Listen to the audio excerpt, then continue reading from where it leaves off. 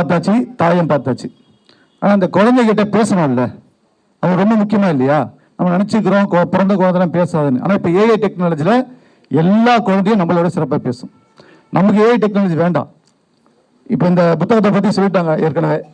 இந்த புத்தகத்தில் என்னென்ன இருக்குது, யார் இதை அணிவுரை எழுதியிருக்கா, வாழ்த்துறை எழுதியிருக்கான்னு.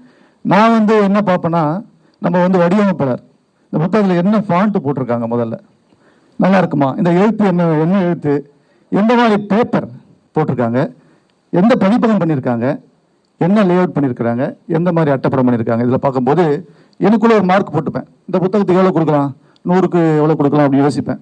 இந்த அட்டைப்படம் உங்களுக்கு யாருக்கெல்லாம் பிடிக்கல? எல்லாருக்கும் பிடிச்சிருக்கா? பிடிச்சதுக்கு கை தட்டணும். ஏன்னா ரொம்ப ரொம்ப ரொம்ப சிறப்பாக பண்ணியிருக்கிறாங்க. என்னன்னா இவங்க சொன்னாங்க இல்லையா, மேடம் சொன்னாங்க, மாதவம் செய்திட வேண்டுமான்றது பழைய தலைப்பு. ஆனால் பழைய தலைப்பு தான். ஆனால் இந்த அட்டைப்படத்தில் பார்த்தீங்கன்னா புதிய பாடுபொருள். எனக்கு முதல்ல பார்த்தோன்னு ரொம்ப பிடிச்சிருந்துச்சு. என்ன என்ன தோணுது அப்படின்னா, இது ஒவ்வொரு புத்தகத்தோடைய அட்டைப்படம் தான் நமக்கு முக்கியம். இப்போ நம்ம ஒருத்தவங்களை பார்க்குறோம் அப்படின்னா, நான் நினச்சேன் இந்த இந்த இந்த அரங்கத்துக்கு நம்ம ஹின் பண்ணாமல் போனால் நல்லா தான் இருக்கும் அப்படின்னா, தொப்பை தான் இல்லையா, ஹின் பண்ணுவோமே அப்படின்னு தோணுச்சு. இங்கே பார்த்தா எனக்கு ஒரு போட்டி, அவர் ஒரு ஹின் பண்ணிட்டு வந்திருக்காரு, அப்போ அவருக்கும் தொப்பை இல்லை. அப்போ தொப்பை ஹின் பண்ணக்கூடாதுன்னா அப்படி இல்லை, ஒருத்தருக்கு என்ன பிடிச்சிருக்கோ அப்படி போடுவாங்க. அந்த மாதிரி இந்த இது அட்டைப்படத்தில் என்ன அப்படி இருக்குன்னா, ஒரு பெண்மணி, அதாவது பொண்ணு இல்லை பெண்ணு எதோ ஒன்றா வச்சுக்கலாம், அவங்க என்ன பார்க்குறாங்கன்னு பார்த்தீங்கன்னா பறவைகளை நோக்குறாங்க. நம்ம எல்லாருக்குமே இப்படி நான் பார்த்த பார்வை தான் உங்களை பார்க்க சொல்கிறேன். இந்த குழந்தைகிட்ட என்ன இருக்குது அப்படின்னா, இந்த குழந்தையோடைய படம் பறவைகளை பார்த்துருக்கு. எல்லா பெண்களுக்குமே சிறகு முளைக்க வேண்டும் என்று ஆசை இருக்கா இல்லையா? சிறகு முளைக்கணும், பெண்களுக்கு மட்டும் இல்லை, பொதுவாக மனிதர்களுக்கு எல்லாருக்குமே சிறகு முளைக்கணும்னு ஆசை இருக்கு. இப்போ என்னை பொறுத்த வரைக்கும் எழுத்தாளர்களுக்குமே சிறகு முளைச்சிருக்கா இல்லை 6ஆம் விரல் முளைச்சிருக்கான்னு எனக்கு தெரியாது. எழுதி எழுதி எழுதி எழுதி என்ன செய்ய போறோம் அப்படின்னா, எழுதி எழுதி எழுதி இன்னைக்கு இப்போ ஒரு வார்த்தை சொன்னாங்க, ஒரு வாக்கியம் சொல்றாங்க. என்னைக்கோ மறைஞ்சு போன 1921 மறைஞ்சு போன பாரதியை 2025 நினைவு கூறுறோம். அவன் எழுதிட்டு போயிட்டான், ஆனால் நினைவு கூறக்கூடிய ஆற்றல் இங்கே இருக்குது. அந்த மாதிரி இந்த ஒரு தலைப்புக்காகவே, இந்த ஒரு அட்டைப்படத்துக்காகவே நான் 1/4 மணி நேரம் பேசலாம். ஏன்னா அவ்வளோ ஒத்து கவனிச்சோம். இந்த பக்கம் பார்த்தா ஒரு பிரபஞ்சம் ஒரு மரத்தை அப்படி சுழட்டுது. புயலுக்கு பின்னாடி அமைதின்னு சொல்லுவாங்க இல்லையா, அந்த மாதிரி இந்த புயலுக்கு பின்னாடி இந்த ஒரு அமைதி இருக்கு. இதில் எனக்கு என்ன ஒரு விஷயம் பிடிச்சிருந்ததுன்னா, நான் குழந்தைகளுக்கு எழுதுறவங்க, குழந்தைகளுக்கு எப்படி வேணும்னு உங்களுக்கே தெரியும். குழந்தைக்குன்னா நம்ம அப்படியே தவழ்ந்து போகணும். ஆனால் இவங்க எல்லாமே செய்கிறாங்க. அதாவது ஹைக்கூ, லிமரைக்கு, புது கவிதை, தன்காலாம் ஜப்பான்ல இருந்தது, தமிழ்நாட்டுக்கே அறிமுகம் இல்லாமல் இருக்கு. அந்த தன்கா அது எல்லாத்தையும் தாண்டி எப்பவுமே இங்கே பாண்டிச்சேரியை பொறுத்தவரைக்கும் சொல்லுவாங்க, இருமொழி எழுத்தாளர்னு ஒருத்தர் இருக்கார், ராஜான்னு சொல்லுவாங்க. அவர் நிறைய நாவல் எழுதுறவர். என்னை பொறுத்தவரைக்கும் இவங்களுமே இருமொழி எழுத்தாளர்னே போட்டுக்கலாம். ஏன்னா எல்லா புத்தகத்திலையும் இருமொழி. என்ன அமைதியே கட்டி இருந்தேன், ஒவ்வொரு இடத்துலையும் கை தட்டணும், அதுக்குள்ள சொல்லணுமா? நான் யாரை புகழ்ந்துட்டு இருக்கேன்? மெய் மறக்கிறீங்களா? மெய் மறக்கலாம், கை மறக்க கூடாது. நினைவு வச்சுக்கங்க. எப்பெல்லாம் இங்க குறியீடு தான், சிவகாம சுந்தரின்ற வார்த்தை வரக்கூடாது. குறியீடு தான் எல்லாமே. குறியீடாலேயே நம்ம கவனிச்சுட்டே இருக்கணும். நம்மள அறியாமலே கை தட்டணும். அப்பதான் நமக்கு ஒரு மகிழ்ச்சி, அவங்களுக்கு ஒரு மகிழ்ச்சி. இன்னொரு விஷயம் அதான் சொல்ல மறந்துட்டேன் இல்லையா, 2வது இருமொழி எழுத்தாளர்னு போட்டுக்கலாம். என்ன காரணம் அப்படின்னா, நீங்க சொன்ன மாதிரி தான், ஒரு மொழியில நம்ம பாண்டித்யம் பண்றது பெரிய விஷயமா இருக்கு தமிழ்ல. ஏன்னா வாக்கிய அமைப்புகள் ரொம்ப ரொம்ப தவறா பயன்படுத்தக்கூடிய அளவில் தான் இப்போ இருக்கிற எழுத்தாளர்கள் நிறைய இருக்கிறாங்க. அவங்கள குறை சொல்ல முடியாது. ஏன்னா நம்ம என்ன பண்றோம்னா, தட்டச்சு பண்றதுக்கு தாமதம் ஆகுதுன்னு சொல்லிட்டு மொபைல்லே பேச ஆரம்பிச்சிட்டோம். அது என்ன செய்யுதுன்னா, நம்ம பேசுறத ஒன்று வேற மாதிரி அது பதிவு செய்யுது. அப்போ அப்படியே நம்ம பதிஞ்சு குடிச்சிடுறோம்.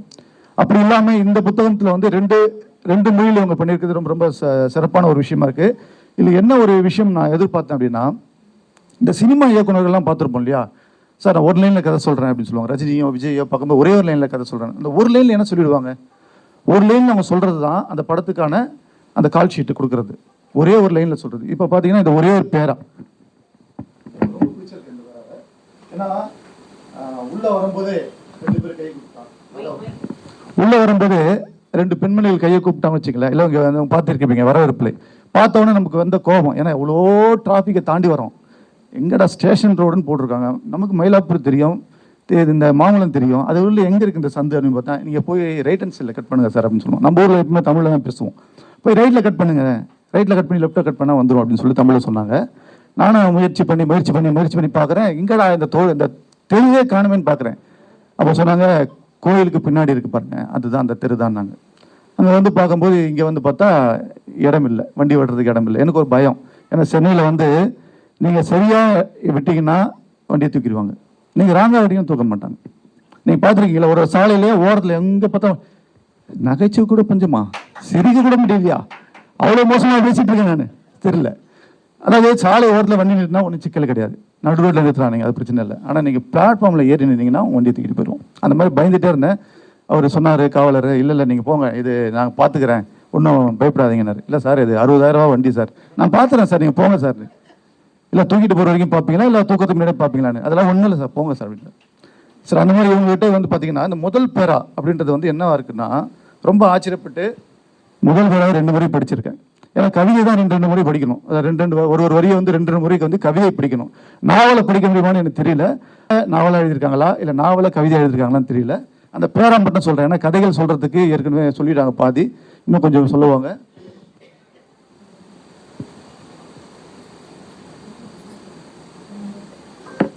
நான் ஏற்கனவே சொன்ன மாதிரி தான், ஒரு சினிமாவில் ஒரே ஒரு லைனில் ஒரு கதை சொல்லணும் அப்படின்னா, இப்போ நான்லாம் வந்து கதை சொல்லி குழந்தைகளுக்கு சொல்கிறேன், நீங்களும் குழந்தைங்க தான், எல்லாரும் குழந்தைங்க தான். மலை உச்சி, இமேஜின் பண்ணிங்க, மலை உச்சி கீழே பள்ளத்தாக்கு, மலை உச்சி கீழே பள்ளத்தாக்கு, வேற்று வழி தேடி குழந்தையுடன் ஓடினாள் திவ்யா. ஒரு ஷார்ட் ஃபிலிமுக்கான இங்கே யாரெல்லாம் திவ்யாவாக இருக்கீங்களோ அங்கெல்லாம் நினச்சிக்கலாம். மலை உச்சி கீழே பள்ளத்தாக்கு, வேற்று வழி தேடி குழந்தையுடன் ஓடினாள் திவ்யா, வழி எங்கும் முட்கள். நான் யோசித்தேன், மலை மேலே முள் இருக்குதா இல்லை பாதியில் இருக்குமா, சரி படிப்போம் அப்படின்னு சொல்லிட்டு, வழி எங்கும் முட்கள், வெந்நீர் நிரம்பிய கால்வாய்கள். என்னையா ஒரு பொண்ணுக்கு இவ்வளோ சோதனை வரணும், நான் நாடகத்தை கூட இவ்வளோ சோதனை பார்த்தது இல்லையே, இந்த நாவலில் இவ்வளோ சோதனையா அப்படின்னு யோசிச்சு, வழியெங்கும் முட்கள், வெந்நீர் நிரம்பிய கால்வாய்கள், ஒதுங்கலாம் என்று ஓரிடம் போனால் அங்கே காலை கிழிக்கும் கண்ணாடி செல்கள். என்னதான் பண்றது, யாரோ துரத்துகிறார்கள். யாரா இருக்கும்? வந்துவிடு வந்துவிடு, கர்ண கடூரமாய் ஒலித்த குரல். ஏதோ சரி அபாயம் குரல் இருந்தாலும் பரவாயில்ல, இங்க வந்து கர்ண கடூரமாக ஒலித்த குரல். கால் கிழிப்படுவதை பொருட்படுத்தாமல் உணர முடிவு போனதுக்கு அப்புறம் ஓடினே இருக்க வேண்டியதுதான். காலெல்லாம் பொருட்படுத்தக்கூடாது, ஓடிட்டே இருக்கணும். ஏன்னா தப்பிச்சே ஆகணும், வேற வழி இல்லை. இந்த சமுதாயத்தில் வந்து எல்லாருக்குமே வந்து இதுதான், மலை உச்சி இருக்குது, கீழே பள்ளத்தாக்கு இருக்குது, எல்லாத்தையும் தேடி ஓடிட்டே இருக்கணும். அவள் முன்னே கருமையான ஒரு உருவம். இந்த பார்த்துருக்கீங்கன்னா நெகட்டிவ் எல்லாமே கருமையாக தான் இருக்குது, ஏன்னா தெரியல. பாசிட்டிவ்க்கு மட்டும்தான் நம்ம வந்து வெள்ளையை தேடுறோம், ஆனால் முடியல மட்டும் கருமையை தான் தேடுறோம், அது என்னன்னு தெரியல. அவள் முன்னே கருமையான ஒரு உருவம், முகம் இருக்கும் இடத்தில் ஒரு மண்டை ஓடு. நான் நினச்சேன், இந்த நாவல் வந்து இவங்க இதில் எழுதியிருக்காங்க போல் இருக்குது, த்ரில்லர் நாவல் போல இருக்குன்னு நினச்சி படிச்சுட்டே வரேன். ஏன்னா நான் வந்து 10 ஆண்டுகளுக்கு முன்னாடி சுபா, ராஜேஷ்குமார், ராஜேந்திரகுமார், ரமணிச்சந்திரன் இவங்களோட நாவல்லாம் லேஅவுட் பண்ண ஆர்டிஸ்ட், அவங்க கூடவே இருந்து லேஅவுட் பண்ண ஆர்டிஸ்ட். அதனால நாவல்கள் நிறைய நான் படிச்சிருக்கிறேன். அப்போ இந்த நாவல் ஆரம்பத்தில் பார்த்தா ரொம்ப மகிழ்ச்சியாக இருந்தது. ஓஹோ, நம்ம பரவாயில்ல த்ரில்லர் நாவல் தான் படிச்சுட்டு இருக்கோம் அப்படின்னு. ஒரு மண்டையோடு திடுக்கிட்டு விழித்தாவல், மணி பார்த்தால் மணி 5. இரவுல தான் மண்டையோடு பார்க்க முடியும், காலையிலேயே சாயங்காலத்துக்கு எங்க மண்டையோடு வரும். இந்த கனவு இப்போதெல்லாம் அடிக்கடி வருது. அவ்வளவுதாங்க, இந்த ஒரு பேராக்காகவே அவ்வளவுதானே கை தட்டணும்னு அர்த்தம். நிறைய குறியீடு தெரிஞ்சுக்கங்க. அதாவது இந்த மாதிரி இடத்துல நிறுத்தும் போது, ஒரு மைக்கை கொஞ்சம் கீழே இருக்கும் போது கை தட்டணும்னு அர்த்தம். ஸோ இந்த மாதிரி ஒரு பேராவை ஆரம்பிக்கும் போது ஒரு நாவலை படிக்கக்கூடிய அளவுக்கு நம்மளை கொண்டு வந்துட்டாங்க. ஒரு சாதாரணமாக ஒரு படிக்கக்கூடிய அளவுக்கு நாவலை கொண்டு வந்துட்டாலே அந்த நாவலை நம்ம வந்து கீழே வைக்கவே மாட்டோம், எனக்கு தெரிஞ்சு வைக்க மாட்டோம். வேணா கூடுதலாக ஒரு காஃபி கேட்டு குடிச்சிட்டு படிச்சுட்டே இருப்போம். அப்படிதான் நினைக்கிறேன். நான் அப்படிதான் படித்தேன். உங்களுக்கு தெரியும் மயிலாப்பூர் காஃபி எப்படி இருக்கும்னு சொல்லிட்டு, அதை குடிச்சிட்டே படிச்சுட்டு இருக்கும்போது பார்த்தா ரொம்பவே நல்லா இருந்துச்சு. இந்த நாவல் முழுக்க படிச்சுட்டேன், ரெண்டுமே. ஏன்னா காஃபி வந்து மனைவியில் கொடுக்குறாங்க. ஆமா, அது காஃபி, இது ஒரிஜினல் சொன்ன மாதிரி. இந்த நாவலை வந்து சிறப்பாக அவங்க வந்து கொண்டு போயிருக்க விதம் தான் எனக்கு ரொம்ப பிடிச்சிருந்துச்சு. ஏன்னா எப்பவுமே வந்து நம்ம ஆரம்பிச்சிருவோம், எங்க முடிக்கிறதுன்னு தெரியாது. இப்போ இப்படியே குடிச்சிட்டு இருக்கும்போது யாராவது கை தட்டிட்டா ஃபுல்லாக காலி ஆகிடும். அப்பாடா நம்ம முடிக்கிறான்னு வச்சோம், யாரோ கை தட்டி விட்டுட்டா அப்படின்னு நினச்சிட்டு இருப்போம். அந்த மாதிரி இல்லாமல் முழுமையாக குடிச்சிட்டு ஒரு சொட்டு கூட இல்லாமல் வச்சிருக்கிறாங்க. ஏன் வச்சிருக்காங்க அப்படின்னு நான் யோசிச்சு பார்த்தேன். எதுக்காக இந்த நாவலை வந்து இவங்க எழுதிருக்கணும்? சொன்ன மாதிரி பழைய நாவல் தானே இருக்குது, ஏன் எழுதணும்னா நம்ம எல்லாமே பழைய ஆட்கள் தான் நினச்சிட்டு இருக்கோம். நம்ம மாடலாக மாறிட்டோம், புதுசாக மாறிட்டோம், எல்லாமே மாறிட்டோம்னு சொல்லிட்டு எல்லாமே நம்ம பழைய ஆட்கள் தான். இதை நாவலை படித்த உடனே நமக்குள்ள இருக்கிற அந்த திவ்யா, நம்ம பார்த்த திவ்யா, நம்ம பார்க்குற திவ்யா, நம்ம பார்க்க போகிற திவ்யா எல்லாத்தையுமே நம்ம இந்த கண்குள்ளே கொண்டு வந்து கொடுத்துருச்சு. ஒரு நாவல் வந்து என்ன செய்யும் அப்படின்னா, ஒரு புத்தகம், நாவல் அப்படின்றத விட ஒரு புத்தகம் என்ன செய்யும் அப்படின்னா நம்மளை சில மணி நேரங்களாவது தூங்க விடுறதுக்காக பார்க்கும், தூங்க விடாமல் பார்க்கும். அந்த விதத்தில் இவங்களை வந்து நம்மளை வந்து நமக்குள்ளே இருக்கிற திவ்யாவை வெளியே கொண்டு வந்திருக்கிறாங்க. அது மட்டும் இல்லாமல் ஏன் என்னை வந்து இந்த ஒவ்வொரு நிகழ்ச்சிக்கு அவங்க கூப்பிட்டுருக்காங்கன்னு எனக்கு தெரியல. இருந்தாலும் ரொம்ப மகிழ்ச்சியாக இருக்குது. என்ன காரணம்னா, நாங்களாம் குழந்தை இலக்கியம், நாவல்ன்ற மாதிரி இது சிறுகதை, அப்புறம் வந்து கவிதைகள் அந்த பக்கம் போயிட்டே இருக்கிறவங்க கூப்பிட்டு வந்து வாங்க இந்த பக்கம் வாங்க, இந்த பக்கம் எவ்வளோ பேர் இருக்காங்க பாருங்கள். ஒருவேளை எனக்கு அறிமுகப்படுத்துறாங்களா இல்லை அவங்களுக்கு என்ன அறிமுகப்படுத்துறாங்களான்னு தெரியல. இருந்தாலும் இந்த கூட்டத்தில் நான் ரொம்ப ரொம்ப மகிழ்ச்சி அடைகிறேன். ஏன்னா என்சி பவன் தாஸ் உட்பட எல்லாருமே இந்த கூட்டத்துக்கு வருவீங்கன்னு நான் நினச்சி தான் வந்திருக்கீங்க. ரொம்ப மகிழ்ச்சியாக இருந்தது. இந்த நேரத்தில் இந்த இவங்களுக்கு வந்து நான் சிறப்பாக சொல்லணும் அப்படின்னா, தொடர்ந்து எழுதிட்டு வர்றது மட்டும் இல்லாமல் தொடர்ந்து, அதாவது என்ன சொல்லுவாங்கன்னா, முதல் படிக்கட்டோன்னா 10வது படிக்கட்டாங்கன்னா முதல் படி பார்க்க மாட்டாங்க. அப்படி இல்லாமல் இவங்க எல்லா படிக்கட்டிலும் இருக்கக்கூடிய எல்லா ஆட்களையும் பார்த்துட்டு இருக்காங்கன்றதுல நான் ரொம்ப ரொம்ப மகிழ்ச்சி அடைகிறேன். வாழ்த்துக்கள், மகிழ்ச்சி. இன்னும் அடுத்த நிகழ்ச்சியில் நம்ம சந்திப்போம். தங்களின் நகைச்சுவை கலந்த உரையாடலுக்கு, வாழ்த்துரைக்கு மிக்க நன்றி சார். திரு கன்னிக்கோயில் ராஜா அவர்களுக்கு திரு H. நாகமணி அவர்கள் கௌரவிப்பார்கள்.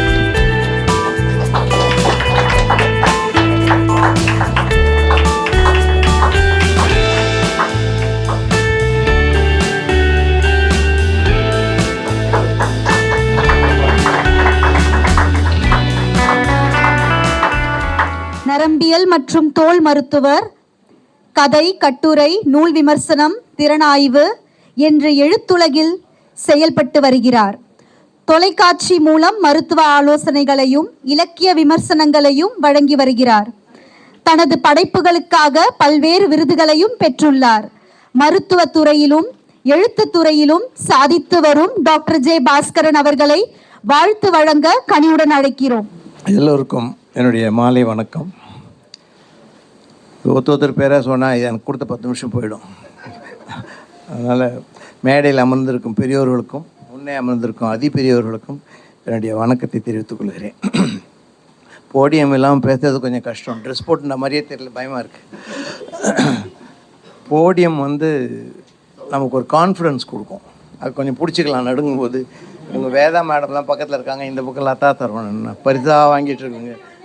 ரெண்டு பேருக்கு நடுவில் உட்காந்து நடுங்காமல் பேசணுன்னா போடியம் இருந்திருக்கணும். போடியம் இல்லை, அதனால் ரொம்ப நடுங்கி ஒரு மாதிரி விழுந்துட்டேன்னா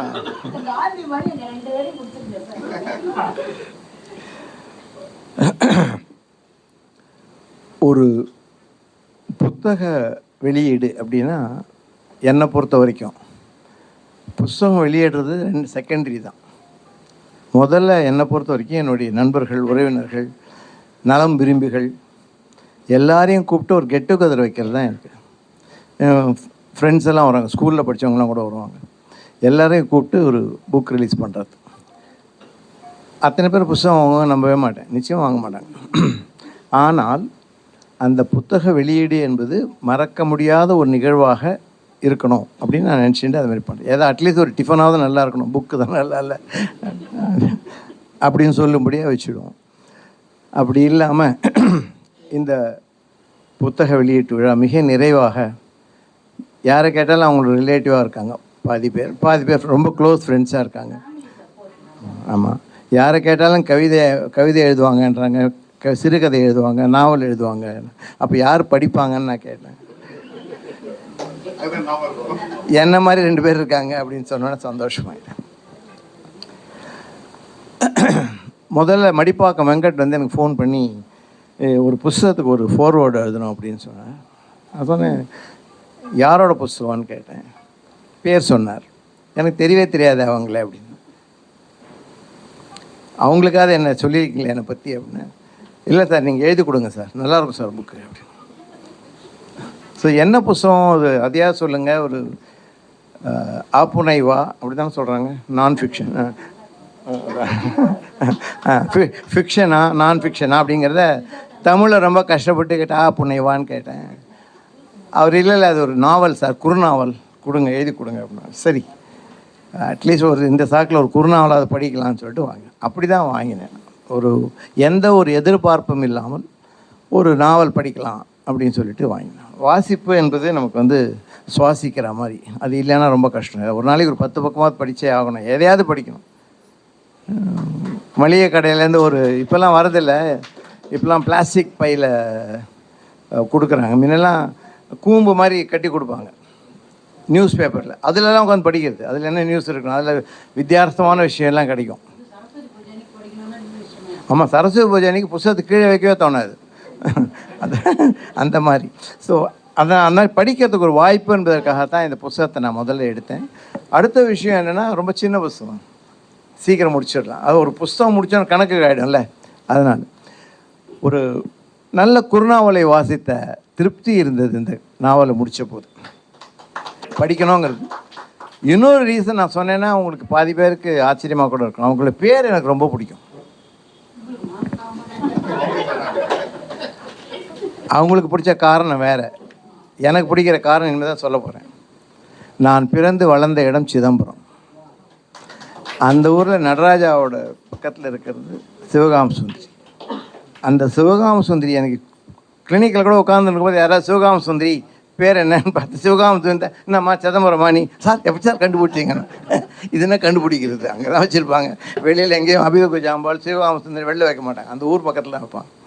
ஸோ சிவகாம சுந்தரி என்ற பெயரிலேயே ஒரு சரி இவங்க நம்ம ஊர் ஆள், இவங்க நம்மள மாதிரி எழுதுவாங்க, அட்லீஸ்ட் அந்த மாதிரி நம்ம ஊர் ஆளாக இல்லைன்னா கூட நம்மள மாதிரி எழுதுவாங்க, நம்மள மாதிரி இருப்பாங்க அப்படிங்கிற ஒரு அந்த பேரிலேயே ஒரு ஈர்ப்பு இருந்ததால் அதை ஒத்துக்கிட்டேன். இது ரொம்ப பெருசாக சொல்லும்படியாக எனக்கு இந்த கதையை பற்றி நான் சொல்ல போகிறதில்ல. ஏன்னா மிக மிக எல்லோருக்கும் தெரிந்த நடைமுறையிலே இப்போது இருக்கின்ற ஒரு பெண் திவ்யா, மிடில் கிளாஸ் பொண்ணு, வேலைக்கு போட்டால் வாங்குது, அப்புறம் போகுது, வேலைக்கு போயே ஆகணுங்கிற மாதிரி ஆகிடுது. வீட்லேயும் பிரச்சனை, வழக்கமான மாமியார், எப்போ பார்த்தாலும் மருமகளை திட்டிட்டு தான் பொண்ணு நல்லா இருக்குது, தான் பிள்ளைய சப்போர்ட் பண்ணி அந்த மாதிரி ஒரு மாமியார். இந்த பொண்ணு வழக்கமான பொண்ணு, ஆஃபீஸ்க்கு போனாலும் கொஞ்சம் 5 நிமிஷம் லேட்டாக போனால கண்ணாபண்ண கத்துற ஆஃபீஸர்ஸ். ஸோ எல்லா வகையிலும் நாம் அன்றாடம் பார்க்கின்ற ஒரு பெண்ணுடைய கதை. பின்ன இது எங்கே இந்த கதை ரொம்ப நல்லாயிருக்கு, எதனால் இதை பற்றி பேசுகிறோம் அப்படின்னாக்க, அந்த ட்ரீட்மெண்ட்டுன்னு ஒரு வார்த்தை இருக்குது. நான் என்னோடய ட்ரீட்மெண்ட் இல்லை, அந்த கதை கரு அது எவ்வளோ அழகாக பண்ணியிருக்காங்க அப்படிங்கிறது தான். ஒரு நான் லீனியராக இல்லாமல் லீனியர், டைரெக்டாக கதை அடுத்தது என்ன சொல்லிகிட்டே போகிறாங்க. எதிர்பாராத இடத்துல உங்களுக்கு ஒரு திருப்பங்கள் கொடுத்து மிக சிறப்பான ஒரு கதையை எழுதியிருக்காங்க அவங்க. ஆனால் அப்படியே சாதாரணமாக படிச்சுட்டே வரும்போது ஒரு திருப்பம்லாம் வரும், எதிர்பார்க்காம ஒரு கேரக்டர் ஒன்று உள்ளே வரும், எதிர்பாராத ஒரு நிகழ்வு ஒன்று சொல்லுவாங்க, அதை நம்மளால தாங்கிக்கவே முடியாது. அப்புறம் கடைசியில் ஒரு திருப்பம் கொடுப்பாங்க. ஆஹா இதான் திருப்பம், சினிமா மாதிரி முடிய போகுதுன்னு நினச்சாக்க பலாரும் ஒரு அரை கொடுத்தாது இல்லை இது வேறு திருப்பம்னு அவங்களுடைய முடிவை மாற்றிடுவாங்க. ஸோ அவங்களுடைய முடிவினால் தான், அந்த கதையிலே வருகின்ற முடிவினால் இந்த குறுநாவல் நிற்கிறது என்று நான் சொல்வேன். அதே படிச்சுட்டே ரொம்ப சாதாரணமாக இதெல்லாம் எப்போ நடக்கிறது தானே, நிறைய பார்த்துருக்குமே, இது நடக்கிறது, இது என்ன புதுசாக இருக்குது அப்படிங்கும்போது ஆச்சு இந்த பார் அப்படின்னு ஒரு சின்னதாக ஒரு திருப்பம் கொடுப்பாங்க, புதுசாக ஒரு கேரக்டரை கொண்டு வருவோம். இதெல்லாம் எப்போ நடக்கிறதானா, அந்த குழந்தைய கொஞ்சோன்னு சொல்கிறேன், குழந்தைய கொலுசால கீறி இருக்கு, அவசரத்தில் ஆஃபீஸ் போய்ட்றாங்க, பார்த்தா யார் கீறினாங்கன்னு தெரியல, அதை கண்டுபிடிக்குமோ அது நமக்கே ஒரு ஷாக்கிங்காக இருக்குது.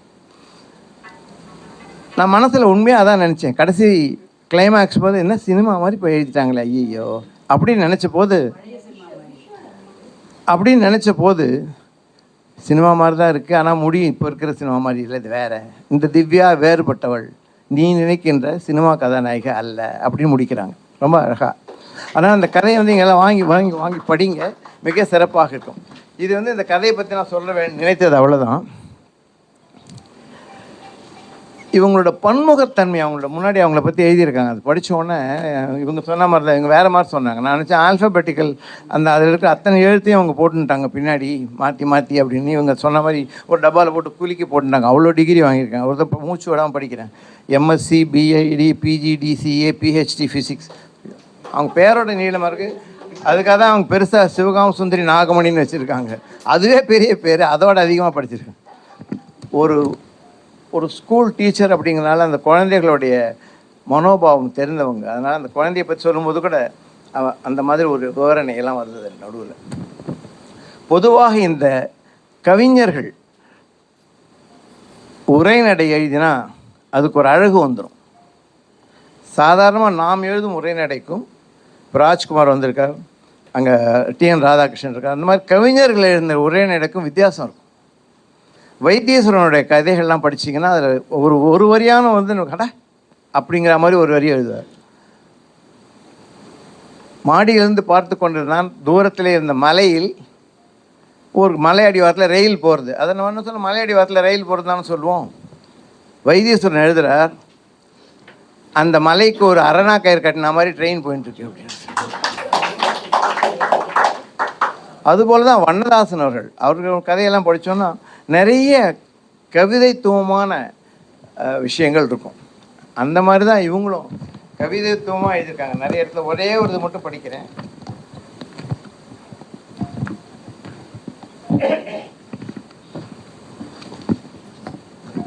இந்த மாதிரி செய்யறது போடியம் தான் தெரியாது. மலர்ந்தும் மலராத பாதி மலர் போல, இது பாட்டு தானே. புலர்ந்தும் புலராத புத்தம் புதிய காலை. அருகில் இருந்த ஆலயத்தில் அப்போதே பாட்டு போட்டு எல்லாரையும் சிறி செல்லா தலை உருகி அழைத்து கொண்டிருந்தாள். ப்ராபப்ளி மார்கழி மாதம்.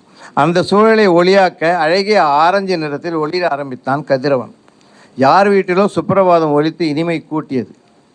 சூரியகாந்தி மலர்கள் சூரியனை காண தங்களை ஒப்பனையின்றி தயாராக்கி கொள்ளும் நேரம் அது அப்படின்னு எழுதுகிறான். ஒரு சிறுகதையில் நாம் இந்த மாதிரி விவரணைகள் கொடுக்க முடியாது. நாவல் கொஞ்சம் வீசி நடக்கலாம். ஸோ அதனால் அதிலெல்லாம் இது மாதிரி எழுத முடியாது. குறுநாவலில் கூட இது மாதிரி அவங்க எழுதியிருக்கிறது. அதாவது ஒரு கவிஞர் கதை எழுதும் போது நிச்சயமாக இதை தவிர்க்கவே முடியாது அவங்களால. ஏதாவது ஒரு இடத்துல ஒரு கவிதை தூவமாக ஒரு 2-4 லைன் வந்துடும். ஆனால் அதில் ஒரு சின்ன அபாயம் இருக்குது. கதையை விட கவிதை நல்லா இருக்குன்னு சொல்லிட்டு கவிதை பக்கம் போயிடுவாங்க.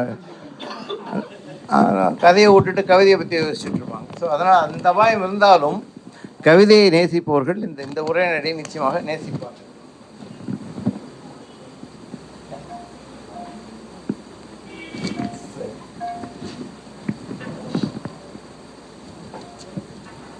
இந்த வாலியின் வரிகள் பற்றி சொன்னாங்க மேடம். எப்போவுமே வாலியோட அவருடைய கவிதைகள் எல்லாமே வச்சுருக்கேன். எம்ஜிஆர் பாட்டுகள் முக்கியமாக வச்சுருக்கேன். ஏன்னா எனக்கு மிக பிடித்த பாடல்களே எம்ஜிஆர் உடைய பாடல்கள்லாம் ரொம்ப பிடிக்கும்.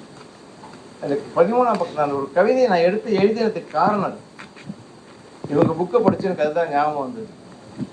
மத்திய தரத்தில் எல்லா பெண்களும் வீட்டில் வேலை பார்க்குறாங்க, ஆஃபீஸில் வேலை பார்க்குறாங்க. இருந்தாலும் அடிமை மாதிரி வீட்டில் ஹஸ்பண்டுக்கோ இல்லை மாமியாருக்கோ அடங்கி இருக்க வேண்டிய வாழ்க்கை இருக்குது அப்படிங்கிற வருத்தம் எல்லாருக்கும் இருக்குது. அதை பற்றி என்னுடைய ஒப்பீனியன்கிறது வேறு. அது இந்த மேடைக்கு அது சரியாக இருக்குமா தெரியாது. ஒருத்தருக்கு ஒருத்தர் விட்டு கொடுத்து போகிறது தான் வாழ்க்கை. அவன் மேல் ஷாவனிஸ்ட்டை அவன் அடைக்கி போகிறதோ இல்லை இவங்க அதே மாதிரி நிறைய பேர் இருக்காங்க, இல்லைன்னா சொல்ல முடியாது. அந்த மாதிரி இருந்தால் வாழ்க்கை கஷ்டமாக தான் இருக்கும். கண்ணதாசன் சொன்ன மாதிரி வண்டி ஓட 2 சக்கரம் வேண்டும், 2ல் 1 சிறியது என்றால் எந்த வண்டி ஓடும்னு சொன்னோம் இல்லையா? ஒரு வண்டி சின்னதாக இருந்து ஒன்று பெருசாக இருந்தால் அங்கேயே சுற்றி சுற்றி தான் முன்னாடி போகாது. அதுபோல் வாலி எழுதியிருக்கிறார், ஓர் ஆணை ஒரு பெண் சேர்ந்திருத்தல் வேறு, சார்ந்திருத்தல் வேறு.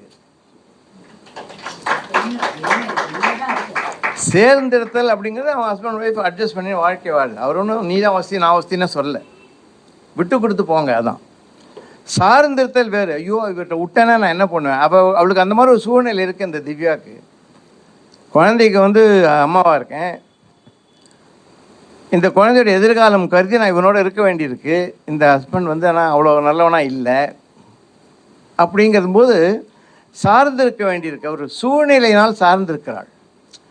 சார்ந்திருத்தல் வேறு.